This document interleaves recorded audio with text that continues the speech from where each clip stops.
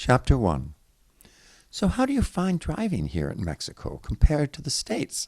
Alex asked, in an effort to make conversation with the retired Midwestern couple having breakfast at the next table.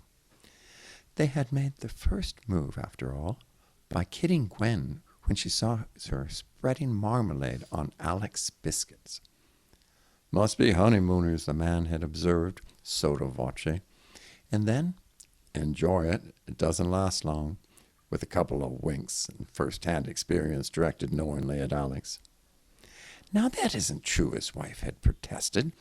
Ed is more spoiled than any of my children.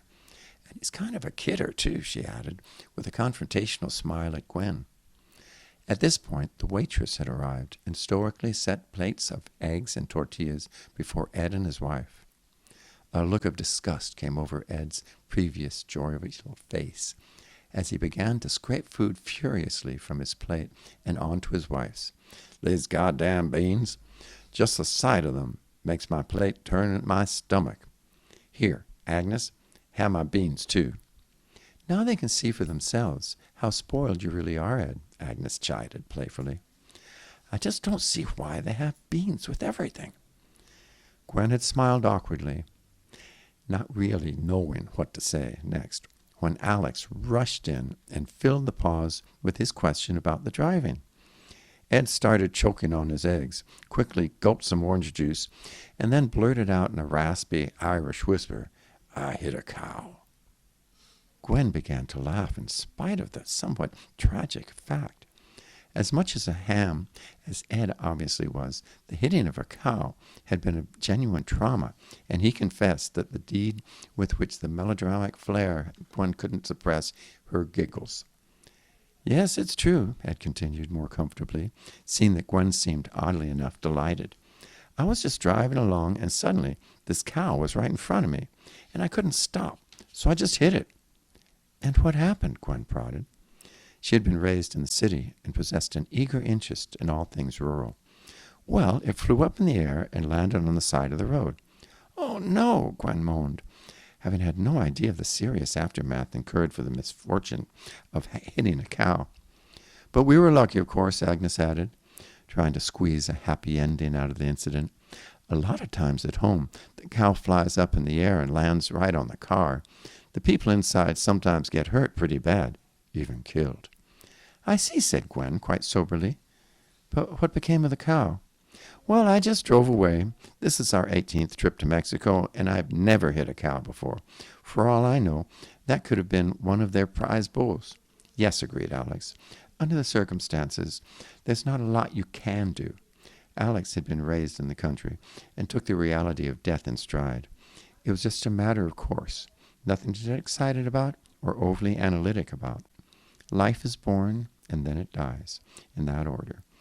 We're going to take the floating Gardens of Xochimilco this afternoon, he continued, changing the subject for Gwen's sake.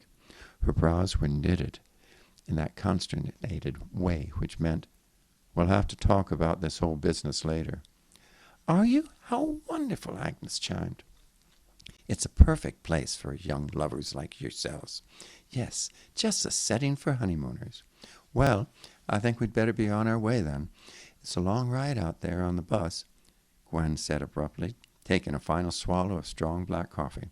Okay, kids, have a great trip, and remember, it's those ground rules you established during the first 6 months that will stick with you your whole marriage, Ed said, unable to let Alex and Gwen leave without reaping some of the benefits of his many years of wedded bliss. Thank you. We'll try to remember that, Alex replied good-naturedly. Goodbye. Enjoy the floating gardens, said Agnes, already vicariously there. I'm sure we will, Agnes feigned politely.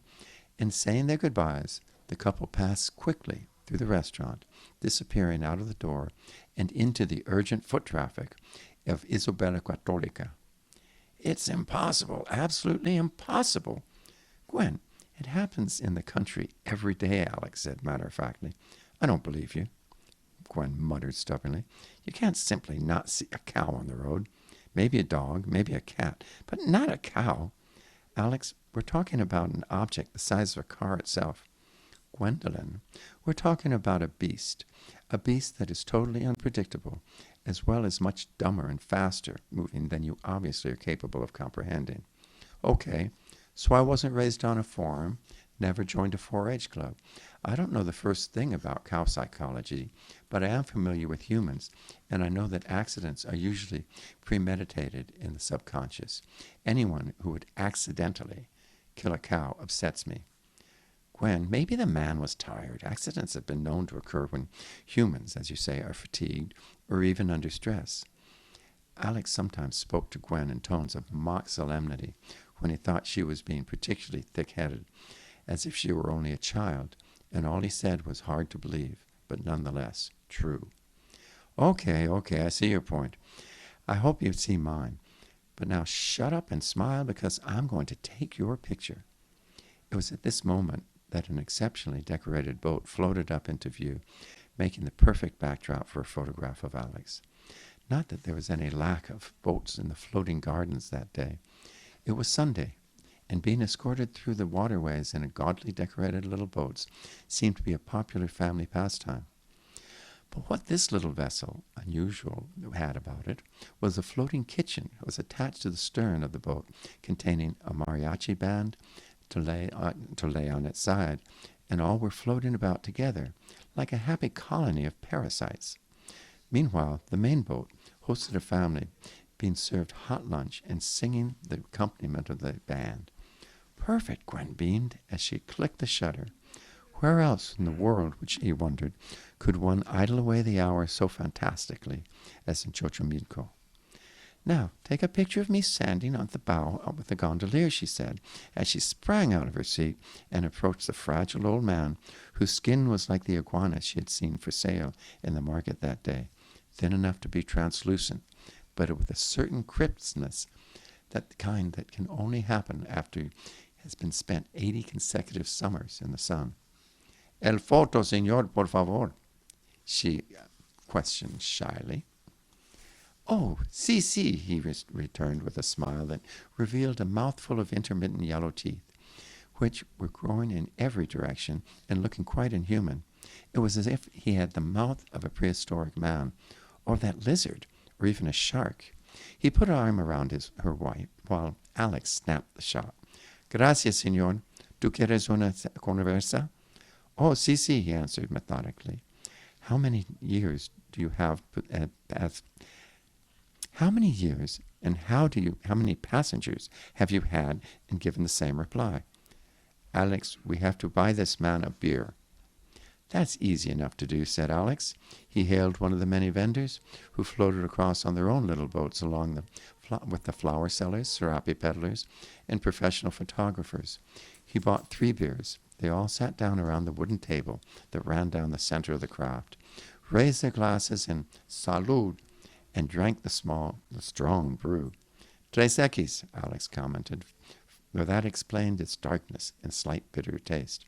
I can see why you prefer it, with lime and salt, observed Gwen, who had never really acquired a taste for beer. This was the point where the old gondolier began to speak in a thin, reedy voice. At first his words were hesitant, as if the couple might not pay attention to an old man's story in a tongue they could hardly understand. But his utterance defied any language barrier on earth. It was delivered from his heart. He went on to speak at great length while Alex and Gwen listened, not only with their ears, but also with their hearts. He was old and poor. He had lived a very simple life. Perhaps, therefore, no one in the world was as wise as he. He would finish certain sentences with a sad, reflective little laugh, as if in retrospect, none of our mistakes in life are really as serious as we believed. Gwen almost cried when she shook the elegant hand at the end of the ride. At least, she said softly, consoling herself, I have a picture of the man for always. I wouldn't be surprised if he doesn't photograph. Very special people, saints, for example, have no reflections, Alex teased. Don't laugh. You're probably right, Gwen sighed heavily. As they paid the patron on the dock before departing, he grinned at them broadly and said, I see you've heard the sad story of Guadalupe Garcia.